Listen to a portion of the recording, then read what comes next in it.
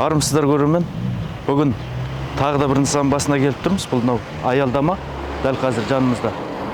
Бұны да осы қала тұрғындары өтініш білдіріп, бұл не үшін мынау ар жағындағы аяқ жолды үстіне салынған жаяу жүргіншілерге кедергі келтіреді, бір жақ қауіп тудырады деген мәселемен бізге редакциямызға шағымданған болатын.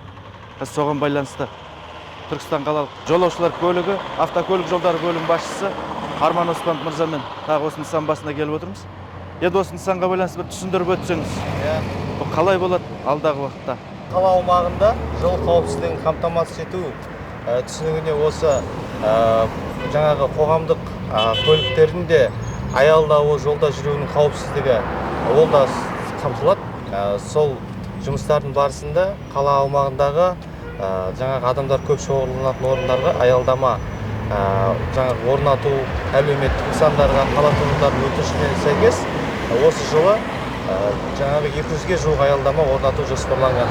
Соның бірі өздеріңіз көріп отырғандай біздің қалалық орталық аурухана. Бұл да осы ауруханаға келуші көптеген қала тұрғындарының өтінішіне сәйкестелген. Енді бұл жерде түсініспеушілік болған екен, мынау аяқ жол келіп ертең қалай айналып өте ме, мына жерде жаңағы автобус аялдаған кезде жолдың бойына тоқтай ма деген.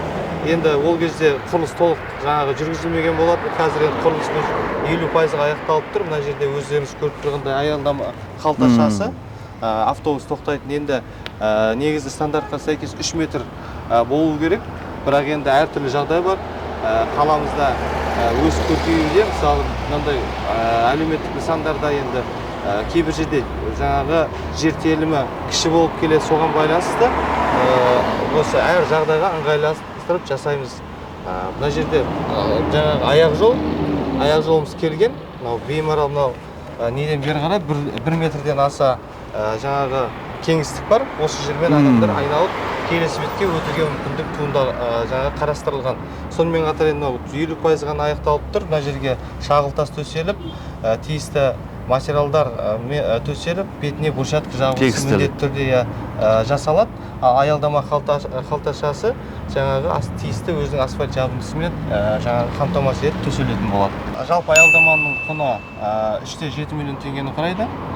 Бұл жоба аясында өз қаламыз 6 секторға бөлінген. Сектор басшылары бар. Ол сектор басшылары қаламыздың тұрғындарымен тікелей тығыз байланыста отырады. Сол секторларға барып жиналыс жасаймыз, және де қала әкімінің халықпен кездесуі бар, өз белгіленген. Сол кездесулерде туындаған сұрақтар бар. Сол сұрақтарды сол кездесулерде және де өзімізге әкімдікке келіп түсетін өтініштер бар. Солардың бәрін саралап, қаламыздың жалпы барлық аумағын қамтимыз.